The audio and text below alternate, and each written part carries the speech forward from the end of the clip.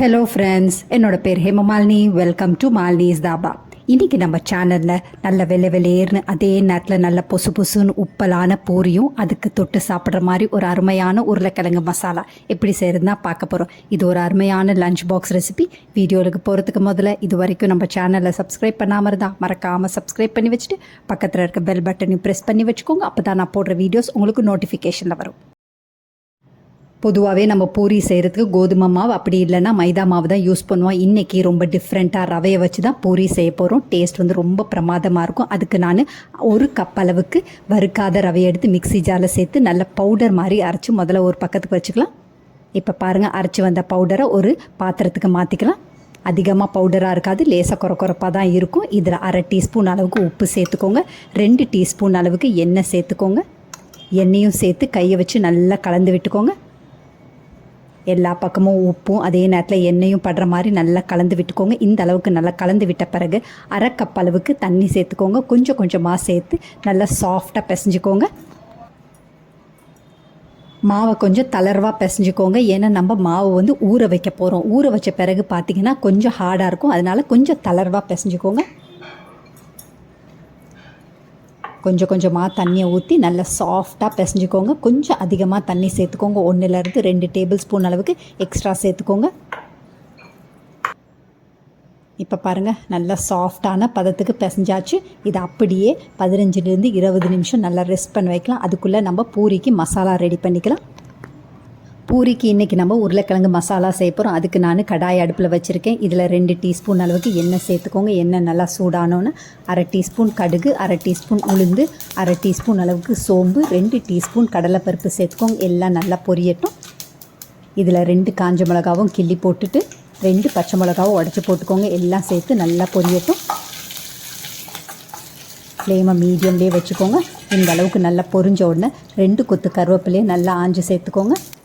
இதில் 1 டீஸ்பூன் அளவுக்கு இஞ்சி வெள்ளைப்பூண்டு பேஸ்ட் சேர்த்து 2 நிமிஷம் கைவிடாமல் நல்லா வதக்கிக்கோங்க. நான் ஏற்கனவே 3 மீடியம் சைஸ் உருளைக்கிழங்கு எடுத்து ப்ரெஷர் குக்கரில் சேர்த்து உப்பையும் சேர்த்து நல்லா வேக வச்சுருக்கேன். அதை தோலை உரித்து கையில் வச்சு நல்லா மசிச்சு வச்சுருக்கேன். அந்த உருளைக்கிழங்கை இப்போ சேர்த்துக்கலாம். பூரிக்கு வழக்கமாக நம்ம செய்கிற உருளைக்கிழங்கு மசாலாவை விட இந்த உருளைக்கிழங்கு மசாலா டேஸ்ட் வந்து ரொம்ப நல்லாயிருக்கும். வெங்காயம் சேர்க்காட்டி கூட இந்த மசாலா வந்து டேஸ்ட் ரொம்ப நல்லாயிருக்கும். இதில் 1/4 டீஸ்பூன் அளவுக்கு மஞ்சத்தூள், 1/2 டீஸ்பூன் அளவுக்கு காஷ்மீரி மிளகாய்த்தூள், 1/2 டீஸ்பூன் காரமில்ல மிளகாய்த்தூள் சேர்த்து நல்லா கலந்து விட்டுக்கோங்க. ஒரே ஒரு நிமிஷம் நல்லா கலந்து விட்டுக்கோங்க. இந்த மாதிரி நல்லா கலந்து விட்டுட்டு உருளைக்கிழங்கு வேகிறதுக்காக 3/4 கப் அளவுக்கு தண்ணி சேர்த்துக்கோங்க. இப்போ ஒரு 1/2 கப் சேர்க்குறேன். இது ஒரு 1/4 கப் தண்ணி. உருளைக்கிழங்கு வேக வைக்கும்போது நம்ம உப்பு சேர்த்தோம். மசாலாவுக்கு தேவையான அளவு உப்பு இப்போ சேர்த்துக்கோங்க. உப்பையும் சேர்த்துட்டு நல்லா கலந்து விட்டுக்கோங்க. கலந்து விட்டுட்டு ஃப்ளேமை மீடியம் டு லோவில் வச்சு மூடியை போட்டு 2-3 நிமிஷம் நல்லா கொதித்து வரட்டும். இப்போ திறந்து பார்த்துடலாம். இப்போ பாருங்கள், மசாலா வந்து ரொம்ப பிரமாதமாக ரெடி ஆகிடுச்சு. இதில் 1/4 டீஸ்பூன் அளவுக்கு பெருங்காயத்தூள் சேர்த்துக்கோங்க. கை நிறைய பொடியாக நறுக்கின கொத்தமல்லியும் சேர்த்துட்டு நல்லா கலந்து விட்டுக்கோங்க. ரொம்ப சிம்பிள் அண்ட் ஈஸியாக ஒரு உருளைக்கிழங்கு மசாலா ரெடி ஆகிடுச்சு. பூரிக்கு ரொம்ப பிரமாதமாக இருக்கும். சப்பாத்திக்கு நீங்கள் செய்கிறதா இருந்தால் காரம் வந்து கொஞ்சம் அதிகம் சேர்த்துக்கணும். அப்போ தான் டேஸ்ட் நல்லாயிருக்கும். இப்போ அடுப்பை ஆஃப் பண்ணிவிட்டு இதை அப்படியே வேறு ஒரு பாத்திரத்துக்கு மாற்றிக்கலாம். பூரிக்கு உருளைக்கிழங்கு மசாலா செய்யணுன்னா உருளைக்கிழங்கை வந்து முதலையே நீங்கள் வேக வச்சுக்கிட்டீங்கன்னா கரெக்டாக 5லேருந்து 7 நிமிஷத்துக்குள்ளே உங்களுக்கு உருளைக்கிழங்கு மசாலா வந்து ரெடி ஆகிடும். அதே நேரத்தில் ரொம்ப டேஸ்ட்டாகவும் இருக்கும் இந்த உருளைக்கிழங்கு மசாலா. பூரிக்கு தேவையான உருளைக்கிழங்கு மசாலா வந்து ரெடி பண்ணிட்டோம். இது ஒரு பக்கத்துக்கு அப்படியே இருக்கட்டும். இன்னொரு பக்கத்தில் பூரி செய்ய ஆரம்பிச்சிடலாம். அதுக்கு மாவு எந்த அளவுக்கு ஊறி இருக்குன்னு பார்க்கலாம். பாருங்கள், மாவு வந்து நல்லா சாஃப்டாக இருக்குது. இப்போ சின்ன சின்ன உருண்டைகளாக உருட்டிக்கோங்க. வழக்கமாக நம்ம பூரிக்கு எந்த அளவுக்கு மாவு எடுப்போமோ அந்த மாதிரி சின்ன சின்ன உருண்டைகளாக முதல்ல உருட்டி ஒரு பக்கத்துக்கு எடுத்து வச்சுக்கலாம். இன்றைக்கி நம்ம 1 கப் அளவுக்கு ரவை எடுத்திருந்தோம். அந்த 1 கப் ரவைக்கு 8லேருந்து 10 பூரிகள் கிடைக்கும். இந்த மாதிரி உருண்டைகளாக உருட்டியாச்சு. இப்போ நம்ம பூரி தேய்க்க ஆரம்பிச்சிடலாம். இந்த மாதிரி போர்டு எடுத்துக்கோங்க. அப்படி இல்லைன்னா கவுண்டர் டாப்லேயே நல்லா தொடச்சிட்டு கவுண்டர் டாப்பில் கூட நீங்கள் பூரி தேய்ச்சிக்கலாம். இந்த மாதிரி ஒரு உருண்டையை எடுத்து மாவில், அதாவது கோதுமை மாவு அப்படி இல்லைன்னா மைதா மாவில் நல்லா டஸ்ட் பண்ணி 2 பக்கம் நல்லா டஸ்ட் பண்ணிவிட்டு பூரி தேய்க்க ஆரம்பிச்சிடலாம். பூரியை வந்து ரொம்ப மெலிசாகவும் இருக்கக்கூடாது, அதே நேரத்தில் ரொம்ப மொத்தமாகவும் இருக்கக்கூடாது. வழக்கமாக செய்கிற மாதிரி நீங்கள் பூரியை தேய்ச்சிக்கோங்க. இன்னொரு உருண்டையும் அதே மாதிரி தேய்ச்சி ஒரு பக்கத்துக்கு எடுத்து வச்சுக்கலாம். இதே மாதிரி மீதி உள்ள எல்லா பூரிகளும் முதல்ல தேய்ச்சிடலாம். அதுக்கு பிறகு நம்ம பொரிக்க ஆரம்பிச்சிடலாம். இப்போ பாருங்கள், 2வது பூரியும் தேய்ச்சாச்சு. மீதி உள்ள எல்லாத்தையும் நல்லா இந்த மாதிரி தேய்ச்சிட்டு பொரிக்க ஆரம்பிச்சிடலாம். இன்னொரு பக்கத்தில் அடுப்பில் எண்ணெய் வச்சு, எண்ணெயும் நல்லா சூடாக இருக்குது. மாவுலேருந்து சின்ன உருண்டையாக உருட்டி உள்ளே போட்டிங்கன்னா உடனே மேலே வரணும். அப்போ தான் பூரி பொரிக்கிறதுக்கு எண்ணெய் வந்து நல்லா சூடாக இருக்குதுன்னு அர்த்தம். ஃப்ளேமை வந்து ஹைலியே வச்சு தான் பூரியை பொரிக்கணும். அப்போ தான் உங்களுக்கு நல்ல உப்பெல்லாம் கிடைக்கும். பூரியை சேர்த்த பிறகு இந்த மாதிரி கரண்டியை வச்சு லேசாக அழுத்தம் கொடுத்தீங்கன்னா உங்களுக்கு நல்ல உப்பெல்லாம் உங்களுக்கு பூரி கிடைக்கும். பாருங்கள், நல்லா உப்பி வந்திருக்கு. ஒரு பக்கத்துக்கு நல்ல கோல்டன் கலரில் வந்தோன்னா மறுபக்கத்துக்கு திருப்பி போட்டுக்கலாம்.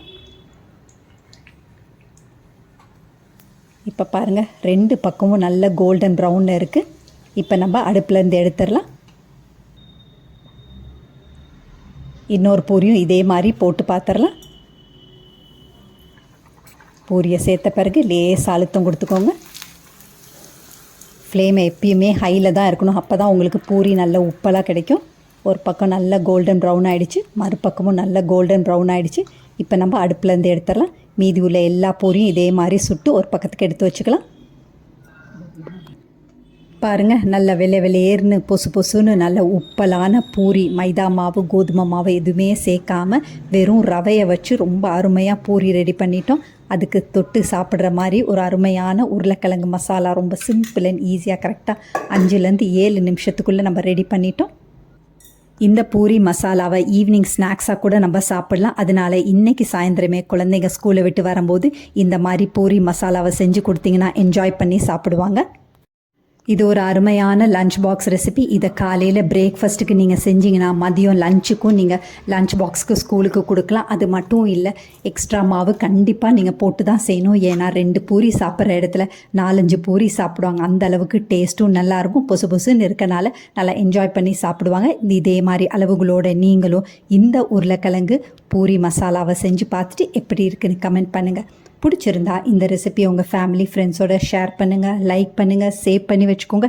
இந்த மாதிரி பிரேக்ஃபாஸ்ட் ரெசிபீஸ் வேணும்னாலும் மறக்காமல் நம்ம சேனலை சப்ஸ்கிரைப் பண்ணி வச்சுக்கோங்க. தேங்க்ஸ் ஃபார் வாட்சிங் ஃப்ரெண்ட்ஸ்.